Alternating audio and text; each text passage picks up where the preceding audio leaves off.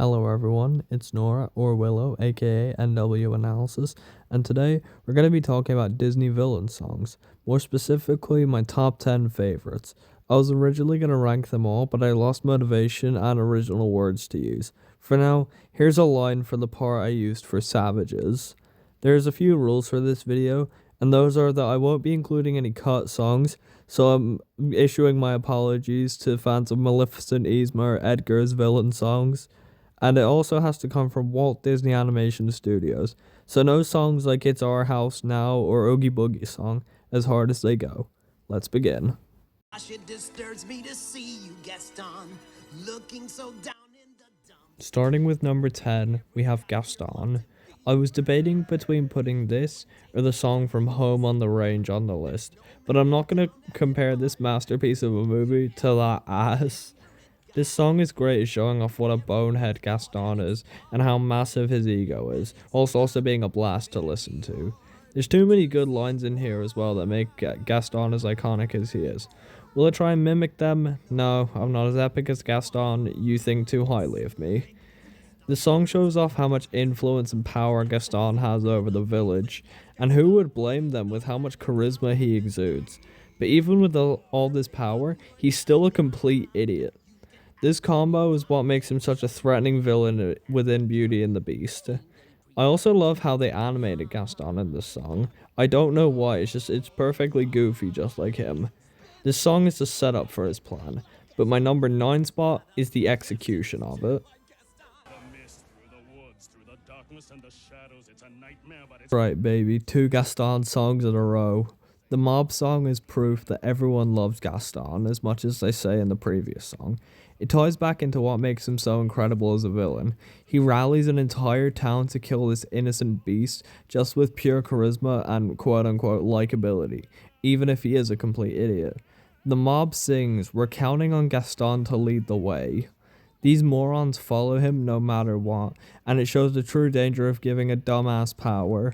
When it comes to the actual song, the chorus of the mob is great, and I can feel the rage and mob mentality off them. The lyrics are also great, and if you showed this song to someone who'd never seen the movie, they'd probably side with Gaston, just because, like, the way they rally, it's like, I don't know how to explain it, it's just like, it works. I don't have it higher since I feel like it's missing something, but I can't put my finger on what. Look at you, as fragile as a flower. Mother Gothel is already one of my favorite modern Disney villains, and this is the last true villain song from the studio sung by a main villain. Shut up, Wish doesn't exist. Anyway, this song really sets up Gothel as a good villain by hiding her evil motivations behind a sweet song. However, in reality, all she's doing is lying to Rapunzel so she can keep her in the tower. She's like a female version of Frollo in this aspect, who I'll get to later. This song also gets a reprise, but I don't think it has the same charm as the original. It does sound pretty good though. I feel like a song can be a tad annoying, but it makes sense, and it makes me like it more, honestly. It's just a silly little earworm about keeping a girl locked in a tower and secretly using her to preserve your eternal youth. Like, who hasn't done that before, you know? But yeah, Mother Knows Best goes at number 8. Well, Tamatoa hasn't always been this glam. In the last entry, I specified main villain song. This is why. Shiny is great. First of all, it's by Tamatoa, and Tamatoa is pretty epic. I love his concept in general of just being a big ass crab who beats the shit out of Maui. On top of that, the whole song is super catchy, and I get it stuck in my head really often. I'm not saying that's a bad thing though. The lyrics are great, and I love how they go from Tamatoa gloating over how great he is, to him just straight up bullying Maui for being a failure to the gods. I kinda wish he was the main villain of Moana over Te Fiti, and maybe they'll bring him back for Moana 3, but as of now, he's stuck being a side villain, because Nalo, who was supposed to be the main villain of 2, has been teased for 3. It's so weird. But this song is still great, and probably one of the best songs from Moana, and probably the Disney 2010s as well. Now I'm the king of the swingers. I don't want anyone trying to hit me with the "this isn't a villain song" BS. This is a villain song and a damn good one. King Louie is my favorite Jungle Book villain and probably the best from his decade, minus potentially Cruella, who isn't even on this list. You can't even guess that this is a villain song because of how silly it is. But then you realize it is one because it's about an antagonist laying out their goals, and in this case, it's King Louie expressing his desire to evolve and learn how to create fire. Louis Prima did a great job in this role, and he really gave this Monkey Man a great song that really increased his memorability. There was also that era in 2018 where everyone used a dubstep version of this song. I still don't know what that was about, but I'd say it was chosen because it's really iconic. I love the way the lines are delivered, and the part with Baloo is honestly just a vibe. Just two goofy characters dancing, while Louis is too stupid to realize that Baloo isn't a monkey. Overall, an incredibly underrated villain song from a character who's definitely the highlight of their movie. Prince Ali, yes, it is he, but not as you know him. Man, I love Aladdin, and one of the highlights of the movie by far is Jafar. Seeing him go so batshit crazy and gleefully evil in the final act is a joy, and it's encapsulated so well in Prince Ali Reprise. The line delivery of Jonathan Freeman is top notch in this, and I love this way he says, "Read my lips and come to grips with the reality," so flamboyantly. The high note at the end is also really good. Seeing him mess with Aladdin is really funny, like slapping him in the face is incredible, and seeing him use the song used to introduce Prince Ali against him to reveal his true identity is super cool.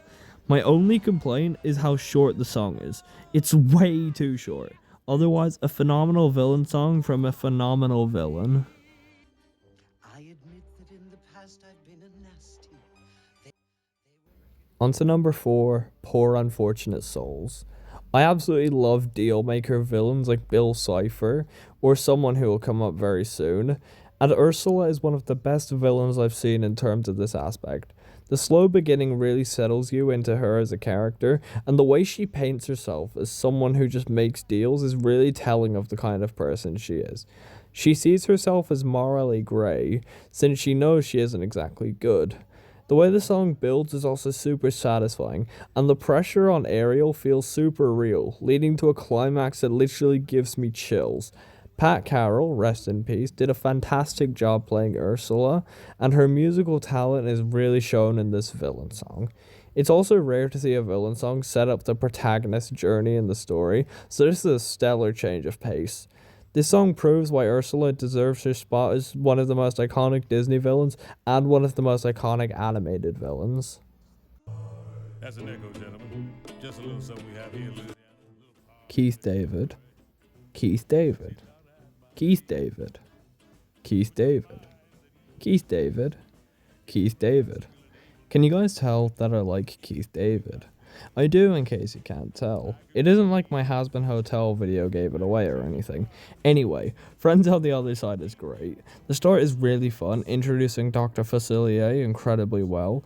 Even if he is little inactive for a majority of The Princess and the Frog, he's still one of my favorite Disney villains for no particular reason.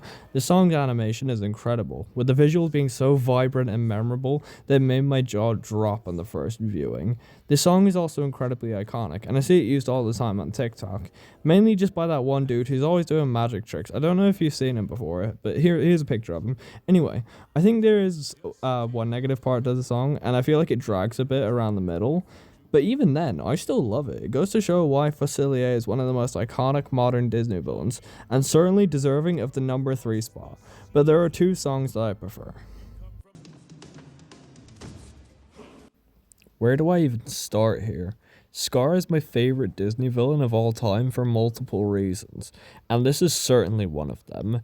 A theme I notice with Disney villains is that green tends to be a color reserved for the most evil, being seen in Maleficent's green fire and Sleeping Beauty. But Scar also has this, leading to some truly striking visuals. A lot of people say a negative part is Jim Cummings having to switch in since Jeremy Irons' voice gave out, but I don't mind it at all. This song lays out Scar's plan beautifully, and it leads to arguably one of the most iconic cinema deaths, that being his own brother Mufasa. I just adore everything in here. I am a bit of a history nerd, and I noticed that a lot of what Scar is saying is reminiscent of fascists, while it was appealing to the common man and forcefully overtaking a government to force their agenda. The part of the song where all the hyenas are marching genuinely gives me chills every time I watch it. And the way Scar openly states that he's willing to lose a few really drills the point that he's willing to do anything to achieve this. And that finale of him rising to the top above all the others is a great way to cap off an incredible villain song for the ages. But the top spot goes to a song even more deserving. Before we get to number 1, I just want to go over 3 quick honorable mentions, those being Yodelay Leedle from Home on the Range, The World's Greatest Criminal Mind from The Grey Mouse Detective, and Cruella de Vil from 101 Dalmatians. These songs are all great in their own right, but they just fell short of making the list. With that, on to number 1. It was never a competition. Hellfire is the best song ever created by Walt Disney Studios. The song encapsulates all of what makes Frollo the best written and most realistic Disney villain. Mother Gothel is already one of my favorite villains, but she looks like she's on King Magnifico's level when compared to Frollo, in terms of both evilness and how good their songs are. First of all, it's the minor key counterpart to Heaven's Light, so naturally it has the paralleled name. Tony Jay really put his all into his role as Frollo, because this vocal performance is one of my favorites in all of Disney. The slow rise, similar to Poor Unfortunate Souls, really hooks you into the song, as do the incredibly striking visuals. And remember, all of this is entirely in Frollo's own head. These are his delusions, going to all possible lengths to blame anyone except himself for his lust. There are so many things in the song that I can't put into words, and there's so many incredible video essays on this masterpiece, to the point I can't do it justice.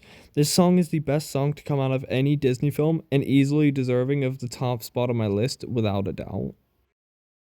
So that's my list. Gaston, The Mob Song, Mother Knows Best, Shiny, I Wanna Be Like You, Prince Ali Reprise, Poor Unfortunate Souls, Friends on the Other Side, Be Prepared, and Hellfire. Thank you all for watching, and sorry for the lack of Disney reviews. I am trying to get those back on, but for now, enjoy this video. YouTube thinks you also really enjoy these videos here. Don't forget to like and subscribe, and have a good day. With Aladdin is really funny, and seeing him use the song Introduce, oh my god, to him straight up bullying Maui for being oh my god, telling of the kind of person she is. Majority of Princess and the Frog. He's still one of my favorite Disney villains for no particular reason. This song is incredible. He's willing to lose a few, really drills the point into the fact, oh my god, Disney Studios. This song encapsulate, oh my god.